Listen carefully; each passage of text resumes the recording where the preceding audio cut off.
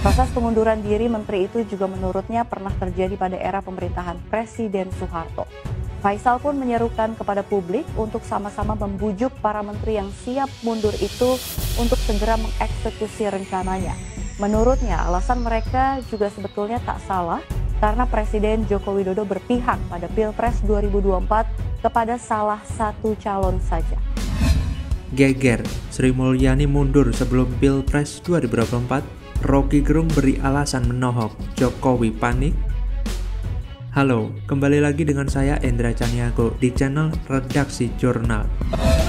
Karena apa? Karena terlalu banyak akrobat yang dilakukan oleh Presiden yang telah melampaui batas-batas toleransi nilai-nilai azali. Kemudian Pak Basuki itu sangat dekat dengan Bu Mega dan Pak Basuki yang paling banyak diintervensi ya. Dan Ibu Sri Mulyani juga berpotensi, ya saya dengar dari sumber-sumber tertentu ya, kalau udah melampaui batas ya tidak ada alternatif lain kecuali mundur. Poin yang diajukan oleh Faisal Basri adalah upaya untuk mempercepat proses, sebetulnya diam-diam proses pemaksulan. Karena semua orang udah bicara soal itu. Tinggal ada langkah kecil dari dalam kabinet untuk tiba bersama dengan kepentingan rakyat. Kalau Ibu Sri Mulyani ada di situ, masih ada di situ, lalu sinyal bahwa Sri Mulyani juga akhirnya ikut terlibat dalam kebusukan politik, kan itu nggak enak untuk masa depan bangsa. Sri Mulyani orang yang bersih pasti, tetapi dia going native di situ, ikut serta di dalam perencanaan kejahatan akhirnya kalau dia masih ada di dalam. Publik juga merasa ada banyak faktor ya yang katakanlah tidak adil. Pernyataan Presiden yang dicontohkan beliau soal cawe-cawe itu kan melukai perasaan soal demokrasi. Ekonom senior Institute for Development of Economic and Finance atau INDEF Faisal Basri menyebutkan bahwa adanya sinyal Menteri Keuangan Sri Mulyani Indrawati akan meninggalkan pemerintahan Joko Widodo atau Jokowi. Faisal mengungkapkan saat ini Jokowi memberikan pengaruh mengerikan kepada pasangan calon presiden dan calon wakil presiden Prabowo Subianto dan Gibran Rakabuming Raka. Dirinya juga tidak segan mengajak masyarakat untuk membujuk para menteri lainnya agar mundur dari pemerintahan Jokowi di penghujung kepemimpinannya. Menurutnya, mundurnya para menteri-menteri juga pernah terjadi pada masa Presiden Soeharto pada 1998. Sebut saja Ginanjar Kartasasmita yang kala itu menjabat sebagai Menteri Koordinator Bidang Ekonomi, Keuangan, dan Industri atau Ekuin yang memilih mundur karena menolak duduk di Kabinet Reformasi Pembangunan yang akan dibentuk oleh Soeharto.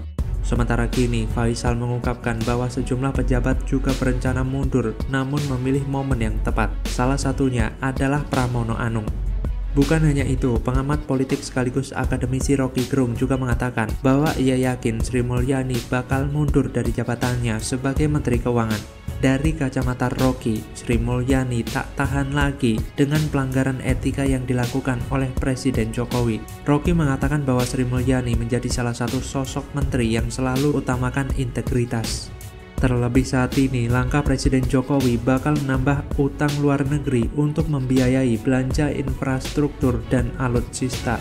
Rocky Gerung pun menebak bahwa Sri Mulyani bakal mundur dari Kabinet Jokowi di Februari atau Maret 2024. Menurutnya, ada beberapa hal yang membuat Sri Mulyani berpikir bakal mundur dari Kabinet Jokowi. Kalau soal hutang luar negeri, Sri Mulyani bisa deal dengan siapapun kok. Tetapi kalau sudah soal moral etik, tentu juga Bank Dunia mulai menegur Sri Mulyani. Begitu juga dengan kebijakan Presiden Jokowi yang akhir-akhir ini menghebohkan karena naikkan pajak tempat hiburan hingga 40-75%.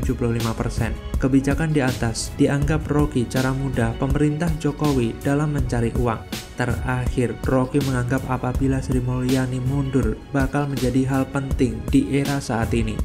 Orang-orang yang berada di istana memang sudah mulai meninggalkan Pak Lurah dan ambisinya. Bukan cuma rakyat yang kecewa sama Jokowi, ternyata para menteri juga. Lagian orang cerdas dan berpendidikan kayak Bu Sri Mulyani tahu banget salahnya milih capres yang gak cerdas, emosional, dan ambisius, warisan Orde Baru sampai nyapres. Negara ini bakal mirip-mirip Orde Baru.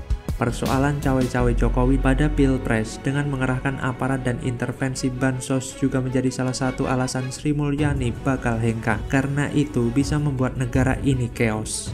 Seberapa besar situasi chaos yang bisa diatasi Presiden sebagai kepala pemerintahan?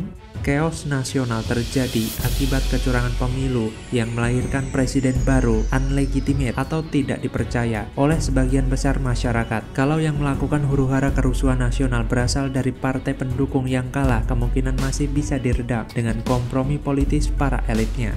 Namun, situasi akan berbeda jika aktivis, relawan, dan mahasiswa yang bersatu, kecewa dan marah terkait kecurangan pemilu.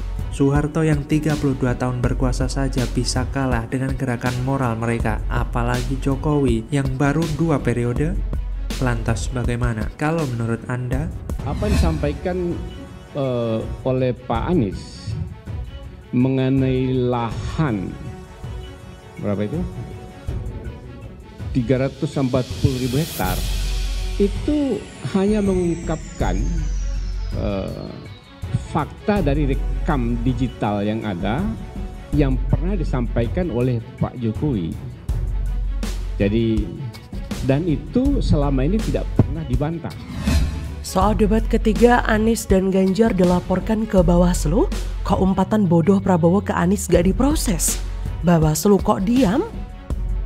Halo, selamat datang di channel Redaksi Jurnal. Hari ini melaporkan Capres nomor urut 03 Ganjar Pranowo yang di dalam debat Capres ketiga dia memaksa, mendesak, dan menekan Menteri Pertahanan Republik Indonesia Prabowo Subianto untuk membuka sesuatu yang kami anggap data-data dan informasi penting terkait dengan rahasia negara.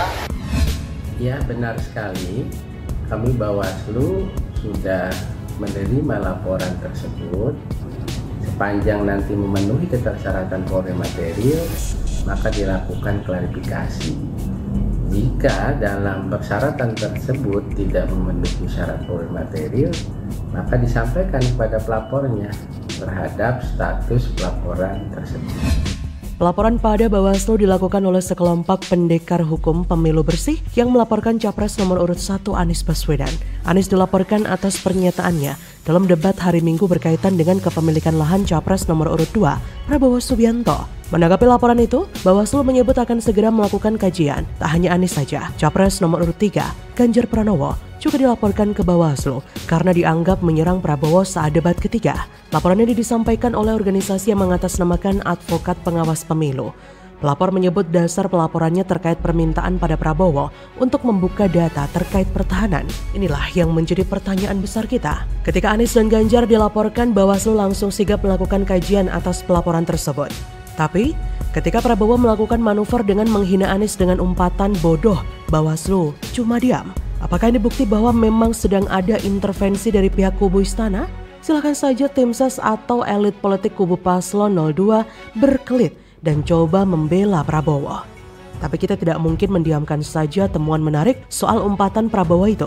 Hanya karena Prabowo tidak ingin agar hal yang dianggapnya remeh-temeh itu malah dibesar-besarkan. Rakyat Indonesia kudu dibuat melek soal watak asli Prabowo yang cenderung arogan dan pemarah dengan beragam ekspresi yang bisa muncul kapan saja, tak hanya berupa gebrak podium atau melempar handphone.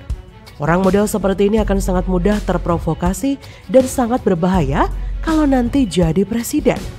Jangan-jangan besok karena ada yang nanya soal HAM yang kebetulan jurnalis asing, lalu orang itu bakal dipenjara, lalu negeri asalnya diajak perang.